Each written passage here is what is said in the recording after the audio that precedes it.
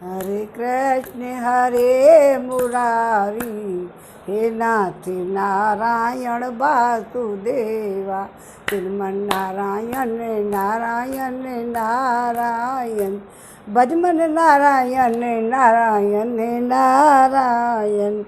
गोविंद मेरो है, गोपाल मेरो है, कृपा के बिहारी नंदलाल मेरो है।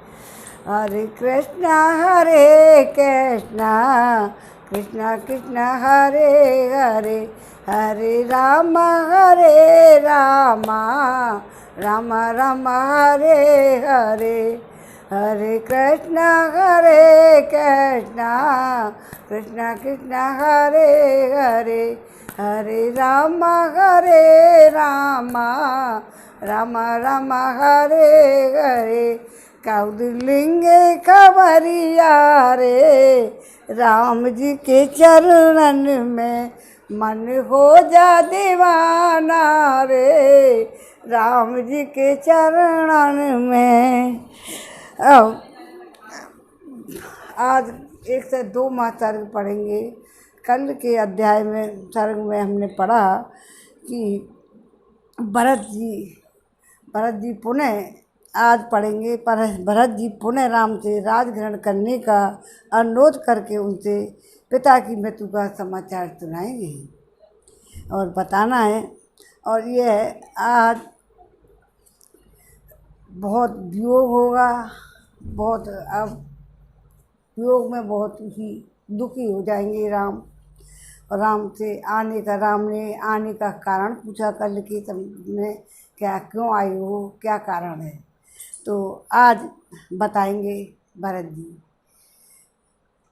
रामस्य वचनं श्रुत्वा भरते प्रत्युवाच, किं मे धर्मान्ध विहीनस्य राजधर्मे करिष्यति। श्री रामचंद्र जी की बात सुन करके भरत ने इस प्रकार उत्तर दिया, भैया मैं राज का अधिकारी न होने के कारण उस राजधर्म के अधिकार से रहित हूँ, अतः मेरे लिए राजधर्म का उपदेश किस काम आएगा। शाश्वतो हम सदा धर्मे तो आत्मासु नरभसम, तेस्ते पुत्रे स्थिते राजा न कन्यान भवे निरपे। हे नरश्रेष्ठ, हमारे यहाँ सदा से यह शाश्वत धर्म का पालन होता रहा है कि ज्येष्ठ पुत्र के रहते हुए छोटा पुत्र कभी राजा नहीं बन सकता। अतः रघुनंदन, आप मेरे साथ समृद्धशालिनी अयोध्यापुरी को चलाइए और चलिए और हमारे कुल के अम्बुधय के लिए राजा के पद पर अपना अभिषेक कराइए। यद्यपि सब लोग राजा को मनुष्य कहते हैं, तथापि मेरी राय में यह देवत्व पर प्रतिष्ठित है, क्योंकि उसके धर्म और अर्थ युक्त आचार को साधारण मनुष्य के लिए असंभावित बताया गया है। जब मैं कैकई देश में था, आप वन में चले आए थे, तब अश्वमेध आदि यज्ञों के कर्ता और सत्पुरुषों द्वारा सम्मानित बुद्धिमान महाराज दशरथ स्वर्गलोक को चले गए। सीता और लक्ष्मण के साथ आपके राज्य से निकलते ही दुख शोक से पीड़ित हुए महाराज स्वर्गलोक को चले गए।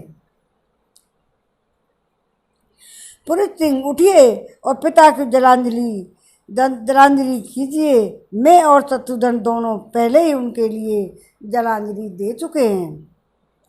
हे रघुनंदन, कहते हैं प्रिय पुत्र का दिया हुआ जल आदि पितृलोक में अक्षय होता है और आप पिता के परम प्रिय पुत्र हैं। आपके पिता आपसे विलग होते ही शोक के कारण रुग्ण हो गए और आपके ही शोक में मग्न हो आपको ही देखने की इच्छा रखकर आप में ही लगी हुई बुद्धि को आपकी ओर से न हटाकर आपके ही स्मरण करते हुए वह स्वर्ग को चले गए। अब 1 से 2 सर्ग पूरा हुआ। जय श्री राम, जय जय राम। अब हम पढ़ेंगे 103वां सर्ग। हरे रामा रामा रामा हरे हरे, हरे कृष्णा कृष्णा कृष्णा हरे हरे। काऊ दिन लिंगे खबरिया रे, राम जी के चरणन में मन हो जा दीवाना रे, राम जी के चरणन में। अब भरत जी राम जी के चरण बिंदों में अपनी व्यथा सुना रहे हैं और आगे श्री राम आदि का विलाप करना, पिता के लिए जलांजलि दान और पिंडदान आदि और रोदन। 1 से 3वां सर्ग। भरत की कही हुई पिता की मृत्यु से संबंध रखने वाली करुणाजनक बात सुनकर के श्री रामचंद्र जी के दुख के कारण वो अचेत हो गए। भरत के मुख से निकला हुआ यह वचन वज्र सा लगा, मानो दानव शत्रु इंद्र ने युद्ध स्थल में वज्र का प्रहार सा कर दिया हो। मन को प्रिय न लगने वाले उस बाघ वज्र को सुनकर शत्रुओं को संताप देने वाले श्री राम दोनों भुजाओं को ऊपर उठाकर, जिसकी डालियां खिली हुई हों और वन में कुल्हाड़ी से काटे हुए उस वृक्ष की भांति पृथ्वी पर गिर पड़े।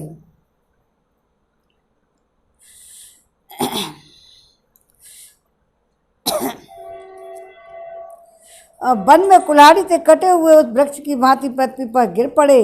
भरत के दर्शन से श्री राम को हर्ष हुआ था और पिता की मृत्यु के संवाद से दुख अतः उन्हें खिले हुए और कटे हुए पेड़ की उपमा दी गई है। पृथ्वीपति श्री राम इस प्रकार पृथ्वी पर गिरकर नदी के तट को दांतों से विदीर्ण करने के परिश्रम से थक कर सोए हुए हाथी के समान प्रतीत होते थे। शोक के कारण दुर्बल हुए उन महाधनुंधर श्री राम को सब ओर से घेर कर सीता सहित रोते हुए वे तीनों भाई आंसुओं की जल से भिगो दिए गए। थोड़ी देर बाद पुनः होश में आने पर नेत्रों से अश्रु वर्षा करते हुए ककुत्सत कुलभूषण श्री राम ने अत्यंत दीनवाणी में विलाप आरंभ किया। पृथ्वीपति महाराज दशरथ को स्वर्गगामी हुआ सुनकर धर्मात्मा श्री राम भरत से यह धर्मयुक्त बात कही। भैया, जब पिताजी परलोकवासी हो गए और अयोध्या में चलकर अब मैं क्या करूँगा? उन राज शिरोमणि पिता से हीन हुई उस अयोध्या का अब कौन पालन करेगा? हाय, जो पिताजी मेरे ही शोक से मृत्यु को प्राप्त हुए हैं, उन्हीं को मैं दाह संस्कार न कर सका। मुझ जैसे व्यर्थ जन्म दे लेने वाले पुत्र से उन महात्मा पिता का कौन सा कार्य सिद्ध हुआ? निष्पाप भरत, तुम ही कृतार्थ हो। तुम्हारा वो भाग्य है जिससे तुमने और शत्रुघ्न ने सभी प्रेत कार्यों को पारलौकिक कृत्यों में संस्कार कर्म के द्वारा महाराज का पूजन किया। महाराज दशरथ से हीन हुई अयोध्या अब प्रधान शासक से रहित हो अस्वस्थ और आकुल हो उठी है। अतः वनवास से लौटने पर भी मेरे मन में अयोध्या जाने का उत्साह नहीं रह गया है।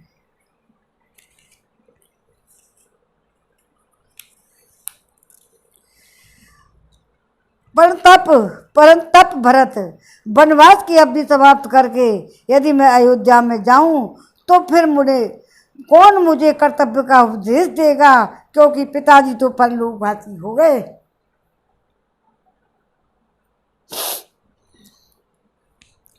पहले मैं जब उनकी किसी आज्ञा का पालन करता था तब मेरे पिताजी मेरे सद्व्यवहार को देख करके और वे मेरा उत्साह बढ़ाने के लिए जो बात करते थे कहा करते थे, उन कानों को सुख पहुंचाने वाली उन बातों को मैं अब किसके मुंह से सुनूंगा?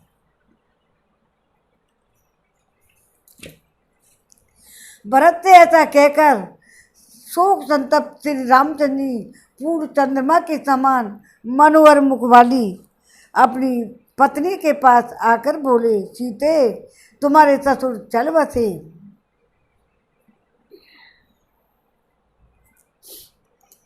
लक्ष्मण तुम पितृहीन हो गए। भरत पृथ्वीपति महाराज दशरथ के स्वर्गवास का दुखदायी समाचार सुना रहे हैं।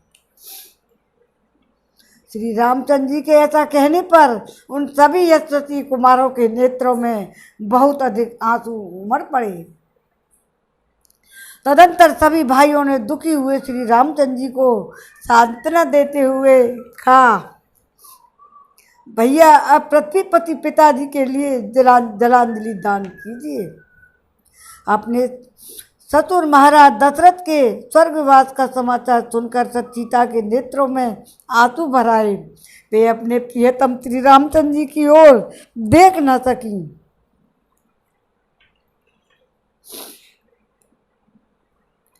तदंतर रोती हुई जानक कुमारी को सांत्वना देकर दुख मग्न श्री राम ने अत्यंत दुखी हुए लक्ष्मण से कहा, भाई तुम इंद्री नदी का पिसा हुआ फल और चीर एवं उत्तरीय ले आओ। मैं महात्मा पिता को जलदान देने के लिए चलूँगा। सीता आगे आगे चले, इनके पीछे पीछे पीछे तुम चलो और तुम्हारे पीछे मैं चलूँगा। शोक के समय की यही परिपाटी है जो अत्यंत दारुण होती है। ततो नित्यानुगस्ते मया गस्ते साम विदितात्मा महामति मृदुरान्तश्च कान्तश्च रामे च दृढभक्तिमान् सुमन्त्रिस्तनयोपसुते सार्धमासास्त्वस्य राघवम् अवतारयतालम्ब्यं नदी मंदाकिनीं शिवां। तत्पश्चात उनके कुल के परंपरागत सेवक आत्मज्ञानी परम बुद्धिमान कोमल स्वभाव वाले जितेंद्र तेजस्वी श्री राम के दृढ़ भक्त सुमंत्र समस्त राजकुमारों के साथ श्री राम को धैर्य भराकर उन्हें हाथ का सहारा दे कल्याणमयी मंदाकिनी नदी के तट पर ले गए।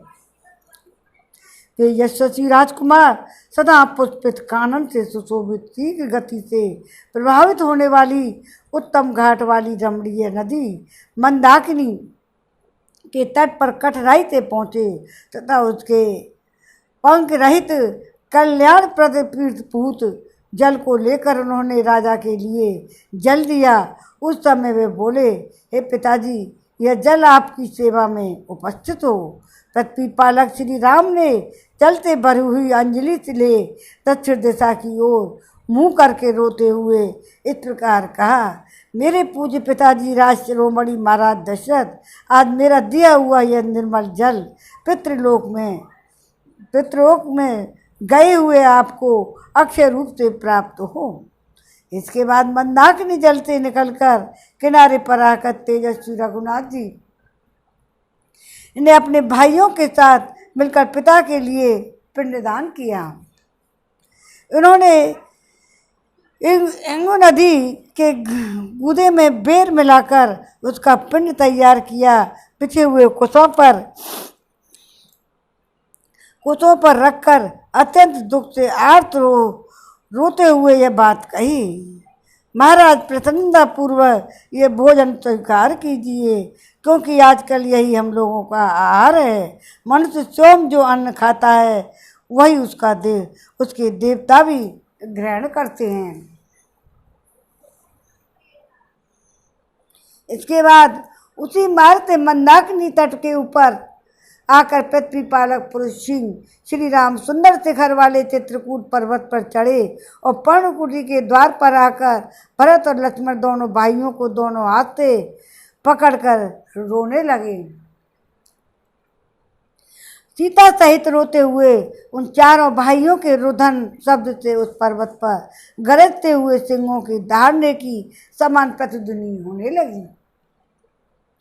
पिता को जलांजलि देकर रोते हुए उन महाबली भाइयों के रोदन का तुमुल नाद सुनकर भरत के सैनिक किसी भय की आशंका से ठहर गए। फिर उसे पहचान कर वे एक दूसरे से बोले, निश्चय ही भरत श्री रामचंद्र जी से मिले हैं। वो अपने परलोकवासी पिता के लिए शोक करने वाले उन चारों भाइयों के रोने का ही यह महान शब्द है। यूँ कहकर उन सब ने अपनी सवारियों को तो वहीं छोड़ दिया जिस स्थान पर वह आवाज़ आ रही थी। उसी ओर मुँह किए एक चित्त होकर वे दौड़ पड़े। उनसे भिन्न जो सुकुमार मनुष्य थे, उनमें से कुछ लोग घोड़ों से, कुछ हाथियों से, कुछ सजे धजे रथों से ही आगे बढ़े। कितने ही मनुष्य पैदल चल दिए। यद्यपि श्री रामचंद्र जी को परदेश में आए अभी थोड़े ही दिन हुए थे, तथापि लोगों को ऐसा जान पड़ता था मानो दीर्घ काल से परदेश में रह रहे हों। अतः सब लोग उनके दर्शन की इच्छा से सहसा आश्रम की ओर चल दिए। वे लोग चारों भाइयों का मिलन देखने की इच्छा से खुरों एवं पहियों से युक्त नाना प्रकार की सवारियों द्वारा बड़ी उतावली के साथ चल दिए। अनेक प्रकार की सवारियां तथा रथ की पहियों से आक्रांत हुई वह भूमि भयंकर शब्द करने लगी, ठीक उसी तरह जैसे मेघों की घटा घिर आने पर आकाश में गड़गड़ाहट होने लगती है। उस तुमुलनाद से भयभीत हुए हाथी हथनियों से घिरकर मद की गंध से उस स्थान को सुवासित करते हुए वहाँ से दूसरे वन में भाग गए। बरहा, भेड़िया, सिंह, भैंसे, त्रिमर मृग विशेष, व्याघ्र, गोकर्ण मृग तेज और गमने, नील गाय, चितकबरे हरणों सहित संतृप्त हो उठे। चक्रवाक, हंस, चल कुक्कुट, बक, कारंडव, नर कोकिल, कोच पक्षी होश आवाज खोकर विभिन्न दिशाओं में उड़ गए। उस सब से डरे हुए पक्षी आकाश में छा गए और नीचे की भूमि मनुष्यों से भर गई। इस प्रकार उन दोनों के समान रूप से शोभा पाने होने लगी। लोगों ने सहसा पहुंचकर देखा यशस्वी पाप रहित पुरुष सिंह श्री राम वेदी पर बैठे हैं। श्री राम के पास जाने पर सबके मुख आंसुओं से भीग गए और सब लोग मंत्रा सहित के कई की निंदा करने लगे। सब लोगों के नेत्र आंसुओं से भरे हुए थे और वे सबके सब अत्यंत दुखी हो रहे थे। धर्मा के श्री राम ने उन्हें देखकर पिता माता की भांति हृदय से लगाया। श्री राम ने कुछ मनुष्यों को वहाँ छाती से लगाया तथा कुछ को लोगों ने पहुंचकर वहाँ उनके चरणों में प्रणाम किया। राजकुमार श्री राम ने उस समय वहाँ आए हुए सभी मित्रों और बंधु बांधवों का यथा योग्य सम्मान किया। उस समय वहाँ रोते हुए उन महत्वाकांक्षाओं का वह रोदन शब्द पृथ्वी, आकाश, पर्वतों और गुफा और संपूर्ण दिशाओं को निरंतर प्रतिध्वनित करता हुआ मृदंग की ध्वनि के समान सुनाई पड़ता था। हरे रामा राम राम हरे हरे, हरे कृष्णा कृष्णा कृष्णा हरे हरे। बहुत दर्दनाक सीन है और देखा नहीं जा रहा है। आंसुओं की धाराएं बह चली हैं। अब 103वां सर्ग पूरा हुआ।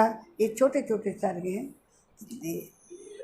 अब 104वां सर्ग, इसमें वशिष्ठ जी के साथ आतु ही कौशल्या का मंदाकिनी के तट पर सुमित्रा आदि के समक्ष दुखपूर्ण उद्गार, श्री राम, लक्ष्मण और सीता के द्वारा माताओं की चरण वंदना तथा वशिष्ठ जी को प्रणाम करके श्री राम आदि का सबके साथ बैठना। महर्षि वशिष्ठ जी महाराज दशरथ की रानियों को आगे करके श्री रामचंद्र जी को देखने की अभिलाषा लिए उस स्थान की ओर चले जहाँ उनका आश्रम था। राजरानियां मंद गति से चलती हुई जब मंदाकिनी नदी तट के पास पहुंची तब उन्होंने वहाँ श्री राम और लक्ष्मण के स्नान करने का घाट देखा। इस समय कौशल्या के मुंह पर आंसुओं की धारा बह चली। उन्होंने सूखे हुए उदास मुख से तीन सुमित्रा तथा अन्य राजरानियों से कहा, जो राज्य से निकाल दिए गए हैं तथा जो दूसरों के कलेश न देने वाले कार्य ही करते हैं, उन मेरे अनाथ बच्चों का यह वन में दुर्गम तीर्थ है, जिसे उन्होंने पहले पहल स्वीकार किया है। हे सुमित्रे, आलस्य रहित तुम्हारे पुत्र लक्ष्मण स्वयं आकर सदा यहाँ से मेरे पुत्र के लिए चल ले जाया करते हैं। यद्यपि तुम्हारे पुत्र ने छोटे से छोटा सेवा कार्य भी स्वीकार किया है, तथापि इससे वे निंदित नहीं हुए हैं, क्योंकि सद्गुणों से युक्त ज्येष्ठ भाई के प्रयोजन से रहित जो कार्य होते हैं वे ही सब निंदित माने गए हैं। तुम्हारा यह पुत्र भी उन कलेशों के योग्य नहीं है जिन्हें आजकल यह सहन करता है, और श्री राम लौट चलें निमग्न श्रेणी के पुरुषों के योग जो दुखजनक कार्य उसके सामने प्रस्तुत है, उसे यह छोड़ दें, उसे करने का अवसर ही उसके लिए न रह जाए। आगे जाके विशाल लोचना कौशल्य ने देखा, श्री राम ने पृथ्वी पर बिछे हुए दक्षिणाय कुशों के ऊपर अपने पिता के लिए पिसे हुए इंगुदी के फल का पिंड रख छोड़ा है। दुखी राम के द्वारा पिता के लिए भूमि पर रखे हुए पिंड को देखकर देवी कौशल्या ने दशरथ की सब रानियों से कहा, बहनों देखो, श्री राम ने इक्ष्वाकु कुल के स्वामी रघुकुल भूषण महात्मा पिता के लिए यह विधि पूर्वक पिंडदान किया है। देवता के समान तेजस्वी और महामना भूपाल नाना प्रकार से उत्तम भोग चुके हैं, उनके लिए यह भोजन भी मैं उचित नहीं मानती। जो चारों समुद्र तक की पृथ्वी का राजभोग कर भूतल पर देवराज इंद्र के समान प्रतापी थे, वे भूपाल महाराज दशरथ पिसे हुए युगधि फल का पिंड कैसे खा रहे होंगे। संसार में इससे बढ़कर महान दुख मुझे और कोई नहीं प्रतीत होता है, जिसके अधीन होकर श्री राम समृद्धशाली होते हुए भी अपने पिता को युगधि के पिसे हुए फल पिंड दे। श्री राम ने अपने पिता को इंगुदी का पिसा हुआ फल प्रदान किया है। यह देखकर दुख से मेरे हृदय के सहस्त्रों टुकड़े क्यों नहीं हो जाते। यह लौकिक श्रुति लोक विख्यात कहावत है। निश्चय ही मुझे सत्य प्रतीत हो रही है कि मनुष्य स्वयं जो अन्न खाता है उसके देवता भी उसी अन्न को ग्रहण करते हैं। इस प्रकार शोक से आर्त हुई कौशल्या को उस समय उनकी सौतें समझा बुझाकर उन्हें आगे ले गईं। आश्रम पर पहुंचकर उन सब ने श्री राम को देखा, जो स्वयं स्वर्ग से घिरे हुए देवताओं के समान चांद पड़ते थे।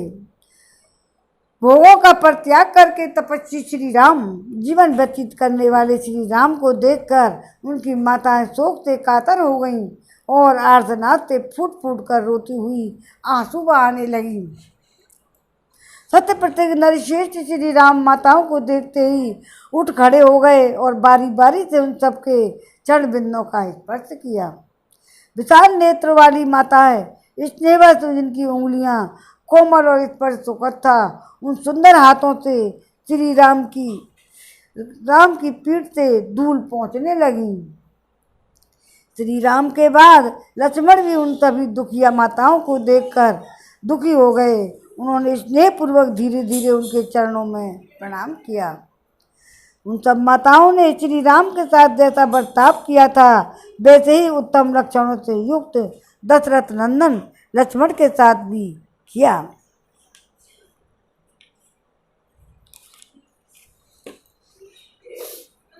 तदंतर आंसू भरे नेत्रों वाली दुखनी सीता भी सभी सासुओं के चरणों में प्रणाम करके उनके आगे खड़ी हो गई। तब दुख से पीड़ित हुई कौशल्या ने जैसे माता अपनी बेटी को हृदय से लगा लेती है, उसी प्रकार वनवास के कारण दीन दुर्बल हुई सीता को छाती से चिपका लिया। इस प्रकार कहा, विदेहराज जनक की पुत्री राजा दशरथ की पुत्र वधु श्री राम की पत्नी इस निर्जन वन में क्यों दुख भोग रही है। बेटी, तुम्हारा मुख धूप से तपे हुए कोमल कमल कुचले हुए उत्पल, टूटते धसे सुमन और बादलों से ढके हुए चंद्रमा की भांति श्रीहीन हो रहा है। विधे नंदिनी जैसे आग अपने उत्पत्ति स्थान काष्ठ को दग्ध कर देती है, उसी प्रकार तुम्हारे इस मुख को देखकर मेरे मन में संकट रूपी आरण्य से उत्पन्न हुआ यह शोकानल मुझे जलाए देता है।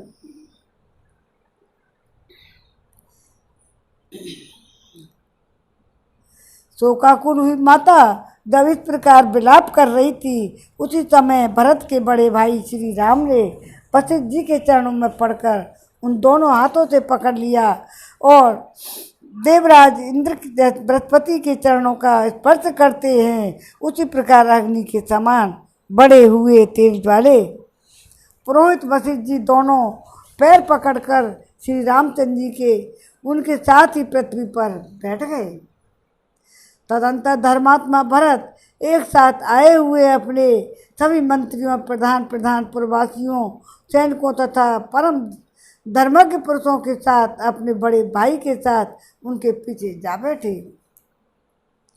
उस समय श्री राम के आसन पर के समीप बैठे हुए अत्यंत पराक्रमी भरत ने दिव्य दीप्ति प्रकाशित होने वाले श्री रघुनाथ जी को तपस्वी के वेश में देखकर उनके प्रति उसी प्रकार हाथ जोड़ लिए जैसे देवराज इंद्र प्रजापति ब्रह्मा के समक्ष विनीत भाव से हाथ जोड़ते हैं। उस समय वहाँ बैठे हुए श्रेष्ठ पुरुषों के हृदय में यथार्थ रूप से यह उत्तम कोतूहल जैसा सा जाग उठा और देखें ये भरत जी श्री रामचंद्र जी को सत्कार पूर्वक प्रणाम करके आज उत्तम रीति से उनके समक्ष क्या कहते हैं। वे धर्म प्रत्येक श्री राम, महानुभाव लक्ष्मण तथा धर्मात्मा भरत, ये तीनों भाई अपनी सुहृदों से घिरकर यज्ञशाला में सदस्यों द्वारा घिरे हुए त्रिविध अग्नियों के समान शोभा पा रहे थे। 104 सर्ग पूरा हुआ। अब 105 सर्ग पढ़ेंगे। हरे राम राम राम हरे हरे, कौदिलिंगे खबरिया रे, राम जी के चरणों में मन हो जा दीवाना रे, राम जी के चरणों में। श्री राम के चरणों में तीनों भाई बैठे हैं और सारी जो अयोध्यापुरी वहीं विराजमान है। अब भरत का श्री राम को अयोध्या में चलकर राज ग्रहण करने के लिए कहना, श्री राम का जीवन की अनित्यता बताते हुए पिता की मृत्यु के लिए शोक न करने का भरत को उपदेश देना और पिता की आज्ञा का पालन करने के लिए ही राज ग्रहण न करके वन में रहने का ही दृढ़ निश्चय करना। अपने सुहृदों से घिरकर बैठे हुए पुरुष श्री राम आदि भाइयों की वह भ्रातृ पिता की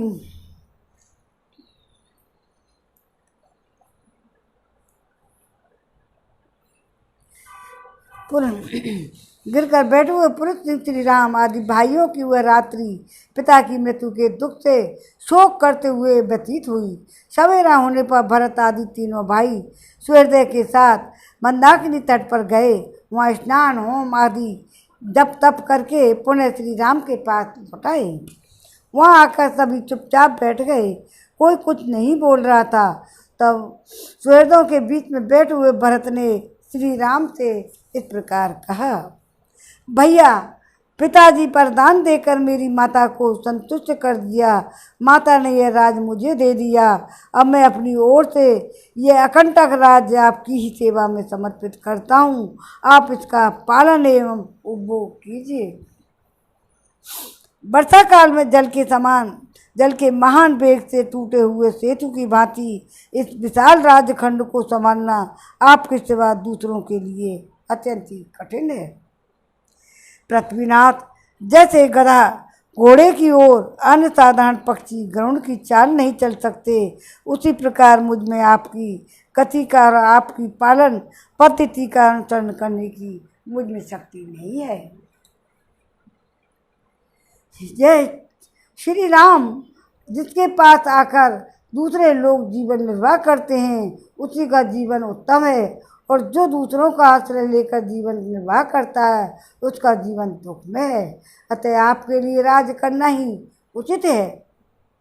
जैसे फल की इच्छा रखने वाले किसी पुरुष ने एक वृक्ष लगाया, उसे पाल पोस कर बड़ा किया, फिर उसके तन मोटे हो गए, वह ऐसा विशाल वृक्ष हो गया। किसी नाटे कद के पुरुष के लिए उस पर चढ़ना अत्यंत ही कठिन था। उस वृक्ष में जब फूल लग जाएं और उसके बाद भी यदि वह फल ना दिखा सके तो वह जिसके लिए वृक्ष को लगाया गया था वह उद्देश्य पूरा ना हो सके। ऐसी स्थिति में उसे लगाने वाला पुरुष उसे प्रसन्नता का अनुभव नहीं करता जो फल की प्राप्ति होने से संभावित थी। महाभाव, यह एक उपमा है, इसका अर्थ आप स्वयं समझ लें। अर्थात पिताजी ने आप जैसे सर्व सद्गुण संपन्न पुत्र को लोक रक्षा के लिए उत्पन्न किया था। यदि आपने राज्यपालन का भार अपने हाथों में नहीं लिया तो उनका यह उद्देश्य व्यर्थ हो जाएगा। इस राज्यपालन के अवसर पर आप श्रेष्ठ एवं भरण पोषण में समर्थ होकर भी यदि इस प्रत्ययों का शासन नहीं करेंगे तो पूर्वोक्त उपमा ही आपके लिए लागू होगी।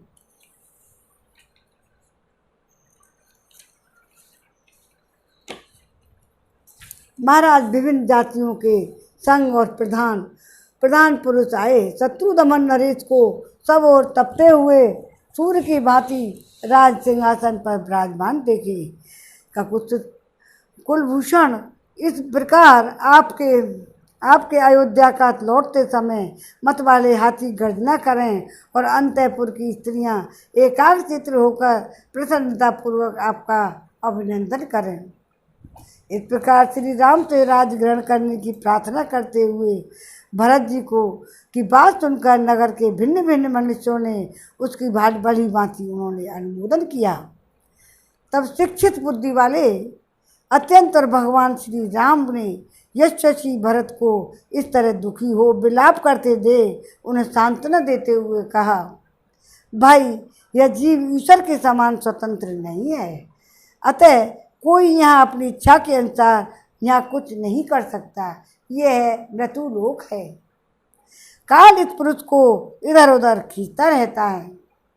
समस्त संग्रहों का अंत विनाश है, लौकिक उन्नतियों का अंत पतन है, संयोग का अंत वियोग है और ये जीवन का अंत है मरण है। समस्त संग्रहों का अंत विनाश है और लौकिक उन्नतियों का अंत पतन है और संयोग का अंत वियोग है, जीवन का अंत मरण है। दोबारा बढ़ा है। जैसे पके हुए फलों को पतन के सिवा और किसी से भय नहीं है, उसी प्रकार उत्पन्न हुए मनुष्य को मृत्यु के सिवा किसी से भय नहीं है। जैसे सुदृढ़ खंभे वाला मकान भी पुराना होने पर गिर जाता है, उसी प्रकार मनुष्य जरा और मृत्यु के बस में पड़कर नष्ट हो जाते हैं। जो दिन रात बीत जाती है वह लौट कर फिर नहीं आती।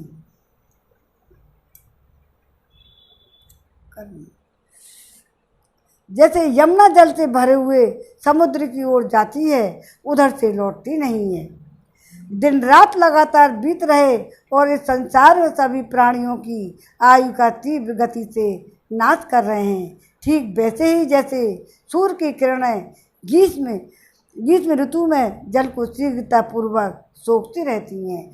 रामचंद्र जी भरत जी को समझा रहे हैं अयोध्या न चलने के कारण।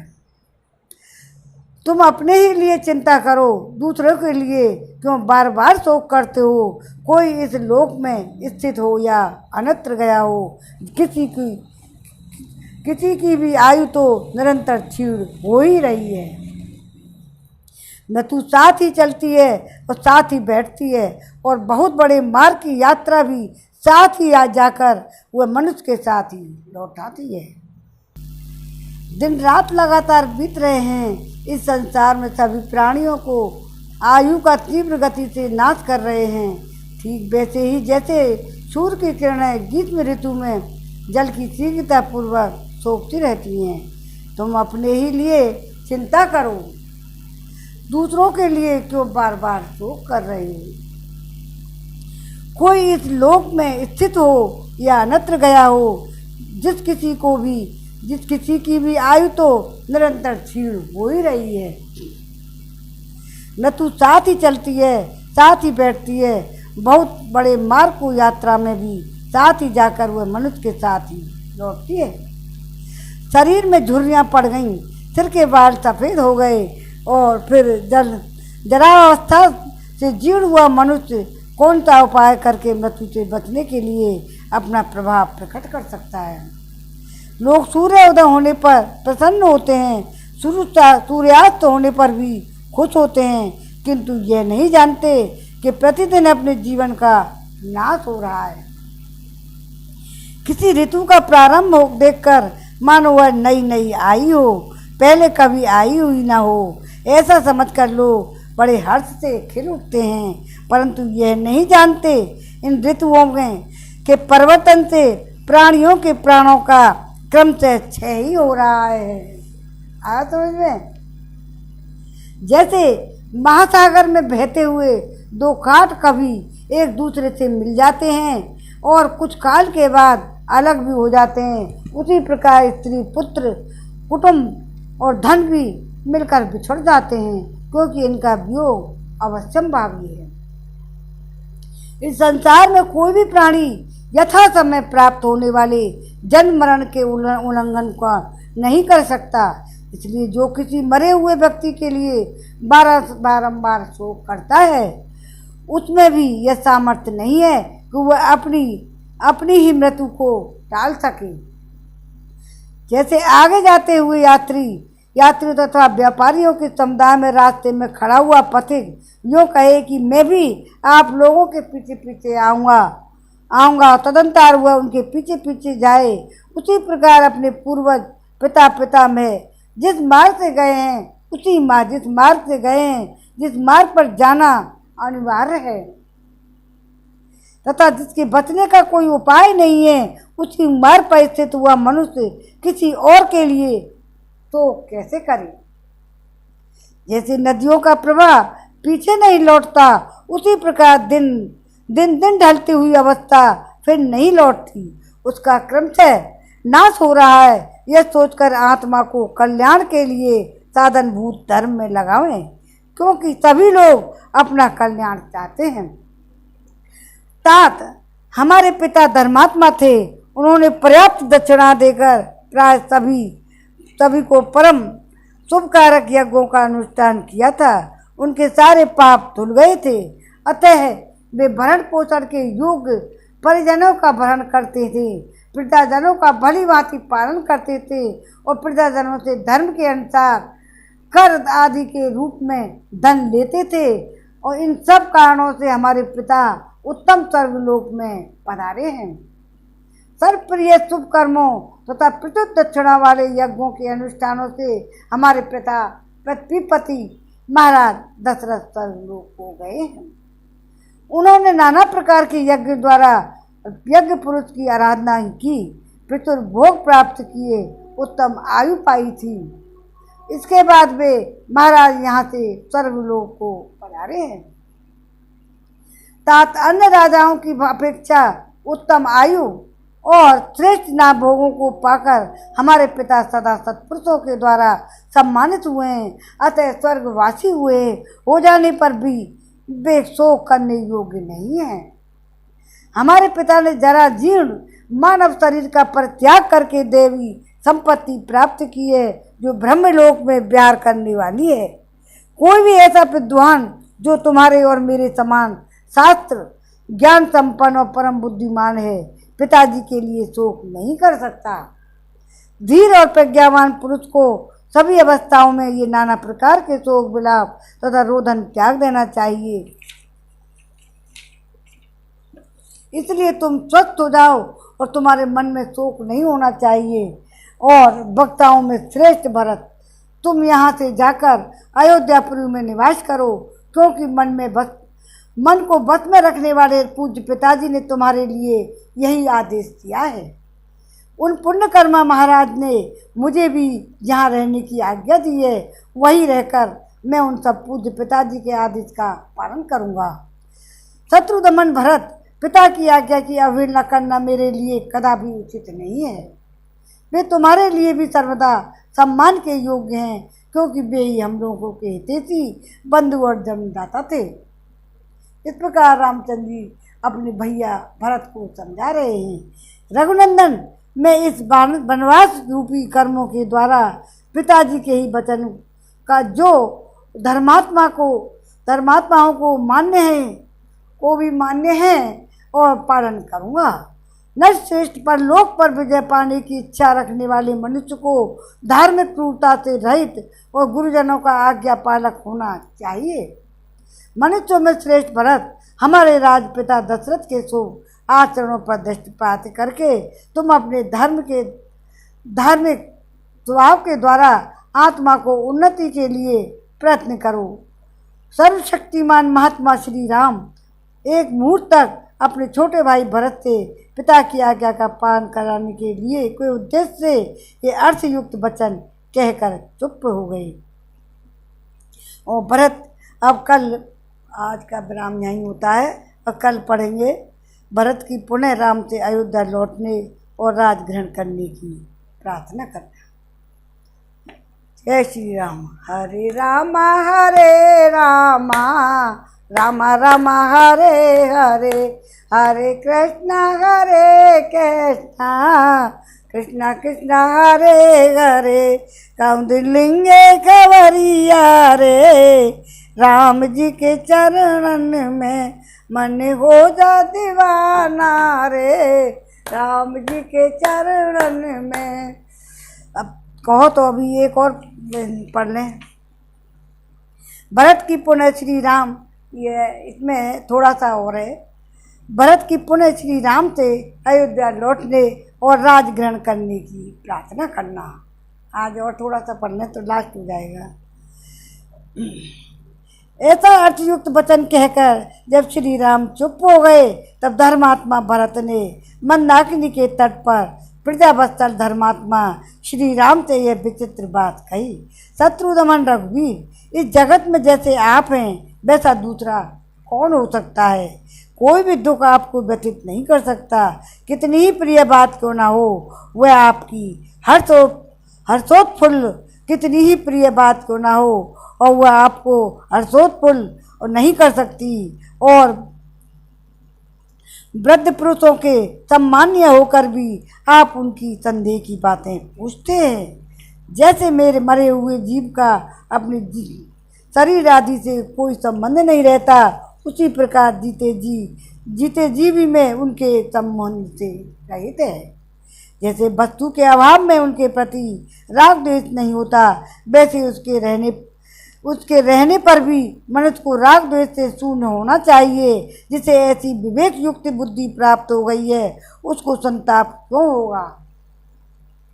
हे नरेश्वर, जिसे आपके समान आत्मा और अनात्मा का ज्ञान है, वही संकट में पड़ने पर भी विषाद नहीं कर सकता। हे रघुनंदन, आप देवताओं की भांति सत्गुण से संपन्न महात्मा, सतप्रतिज्ञ, सर्वज्ञ, सबके साक्षी और बुद्धिमान है।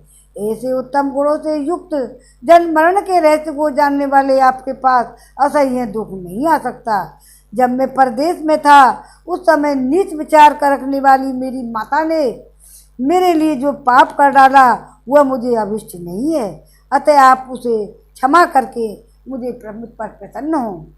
मैं धर्म के बंधन में बंधा हूँ, इसलिए इस पाप करने वाली दंडनीय माता को मैं कठोर दंड देकर मार नहीं डालता। जिनके कुल और कर्म दोनों ही शुभ थे, उन महाराज दशरथ से उत्पन्न होकर धर्म और अधर्म को जानता हुआ भी मैं मातृवध रूपी लोक निंदित कर्म कैसे करूं। महाराज, मेरे गुरु श्रेष्ठ यज्ञ कर्म करने वाले बड़े बूढ़े राजा पिता और देवता रहे हैं। इस समय पर लोकवासी हो चुके हैं, इसलिए इस भरी सभा में उनकी निंदा नहीं करता हूँ। धर्मज्ञ रघुनंदन है कौन ऐसा मनुष्य है जो धर्म को जानते हुए भी स्त्री का प्रिय करने की इच्छा से ऐसा धर्म अर्थहीन कुत्सित कर्म कर सकता है। लोक में एक प्राचीन किंवदंती है और अंतकाल में सब प्राणी मोहित हो जाते हैं, उनकी बुद्धि नष्ट हो जाती है। राजा दशरथ ने ऐसा कठोर कर्म करके उस किंवदंती को सत्यता को प्रत्यक्ष कर दिखाया।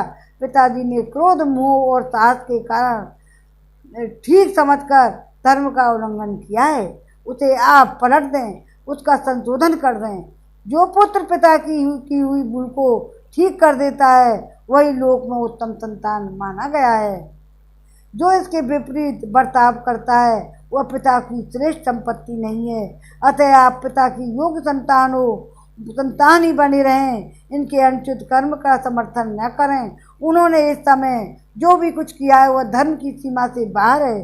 संसार में तो धीर पुरुष उनकी निंदा करते हैं। केकई में पिताजी और सहितगण, बंधु बांधवों, प्रवासी और राष्ट्र की प्रजा इन सब की रक्षा के लिए आप मेरी प्रार्थना स्वीकार करें। कहाँ वनवास, कहाँ छात्र धर्म, कहाँ जटा धारण, कहाँ प्रजा का पालन, ऐसी परस्पर विरोधी कर्म आपको नहीं करने चाहिए। महाप्राज्ञों के लिए पहला धर्म यही है कि उसका राज्य पर अभिषेक हो, जिससे वह प्रजा का भली भांति पालन कर सके। भला कौन ऐसा क्षत्रिय होगा जो प्रत्यक्ष सुख के साधन भूत प्रजा पालन का अनुरूप धर्म का परित्याग करके संशय में स्थित सुख के लक्षण से रहित भविष्य में फल देने वाली अनिश्चित धर्म का आचरण करेगा। क्या भी यदि आप कलेश धर्म का ही आचरण करना चाहते हैं तो धर्मानुसार चारों वर्णों का पालन करते हुए ही कष्ट उठाइए। धर्मज्ञ रघुनंदन, आप धर्म के ज्ञाता पुरुष चारों आश्रमों में गृहस्थ को ही श्रेष्ठ बतलाते हैं, फिर आप उसका परित्याग क्यों करना चाहते हैं? मैं शास्त्र ज्ञान और जन्मजात अवस्था दोनों ही दृष्टियों से आपकी अपेक्षा बालक ही हूँ, और फिर आपके रहते हुए मैं वसुधा का पालन कैसे करूँगा? मैं बुद्धि और गुण दोनों से हीन बालक हूँ तथा मेरा स्थान आपसे बहुत छोटा है, अतः मैं आपके बिना जीवन धारण भी नहीं कर सकता। राज्य का पालन तो बहुत दूर की बात है। धर्मज्ञ रघुनंदन, पिता का यह सारा राज श्रेष्ठ और निष्कंटक है, अतः आप बंधु बांधवों के साथ स्वधर्मानुसार इसका पालन कीजिए। मंत्रज्ञ रघुवीर, मंत्र के ज्ञाता महर्षि वशिष्ठ आदि सभी ऋतुज तथा मंत्री, सेनापति और प्रजा आदि सारी प्रकृतियाँ यहाँ उपस्थित हैं। ये सब लोग यहाँ आपका राज्याभिषेक करें। हम लोगों के द्वारा राज्याभिषेक होकर आप मृतगणों से अभिषिक्त हुए इंद्र की भांति वेगपूर्वक सब लोगों को जीतकर प्रजा का पालन करने के लिए अयोध्या को चलें। वहाँ देवता, ऋषि और पितरों का ऋण चुकाएं, दुष्ट शत्रुओं का भली भांति दमन करें, मित्रों को इनकी इच्छा अनुसार वस्तुओं पर द्वारा तृप्त करते हुए आप अयोध्या में मुझे धर्म की शिक्षा देते रहें। और आपका अभिषेक संपन्न होने पर सहृदगण प्रसन्न हो और दुख देने वाले आपके शत्रु भयभीत होकर दसों दिशाओं में भाग जाएं। पुरुष परिवार, आज आप मेरी माता के कलंक को धो पहुँचकर पूज्य पिताजी की भी निंदा से बचाइए। मैं आपके चरणों में माथा टेक कर याचना करता हूँ, आप मुझ पर दया कीजिए। वे जैसे महादेव जी सब प्राणियों पर अनुग्रह करते हैं, उसी प्रकार आप भी अपने बंधु बांधवों पर कृपा कीजिए।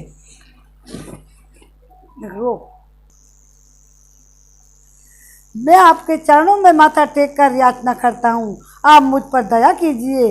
जैसे महादेव जी सब प्राणियों के अनुग्रह करते हैं, उसी प्रकार आप भी अपने बंधु बांधवों पर कृपा कीजिए। अथवा यदि आप मेरी प्रार्थना को ठुकरा कर यहाँ से वन को ही जाएंगे, तो मैं भी आपके साथ ही वन को जाऊंगा। गिलानी में पड़े हुए भरत ने मनोविराम राजा श्री राम के चरणों में माथा टेककर प्रसन्न करने की चेष्टा की, तथापि उन सत्वगुण संपन्न रघुनाथ जी ने पिता की आज्ञा में ही दृढ़तापूर्वक स्थित रहकर अयोध्या जाने का विचार नहीं किया। श्री रामचंद्र जी की यह अद्भुत दृढ़ता देखकर सब लोग एक साथ ही दुखी हुए और हर्ष को भी प्राप्त हुए। वे अयोध्या नहीं जा रहे हैं, यह सोचकर वे दुखी हुए। प्रतिज्ञा पालन में उनकी दृढ़ता देखकर उन्हें हर्ष भी हुआ। इस समय ऋतुप्रवासी भिन्न भिन्न समुदाय के नेता और माता अचित होकर आंसू बहाती हुई पूर्वक बात कहने लगी, भरत की भूरी भूरी प्रशंसा करने लगी। सबने उनके साथ योग्यता अनुसार श्री राम जी के सामने विनीत होकर अयोध्या लौट चलने की याचना की। फिर उसके बाद अब ये पूरा हुआ। एक सभी रुको 106वां सर्ग पूरा हुआ। अब इसमें आके रामचंद्र जी उनको समझाएंगे। कहते चरत भैया रे भरत भैया मेरी ले जा खड़ाऊं ने। चल श्री रामायण जी की कीरत कलित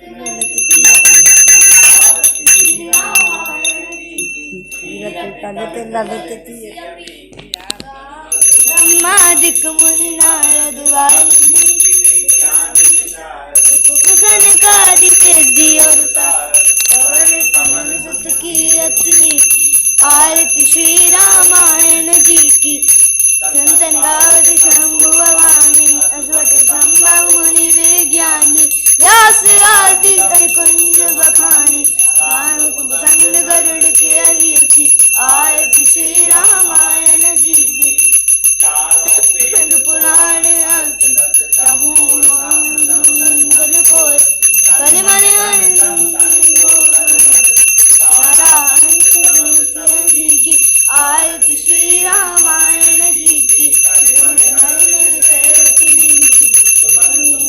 मुक्ति जवती की मात की आरती श्री रामायण जी की। कलित ललित सिया पी की रामचंद्र की जय।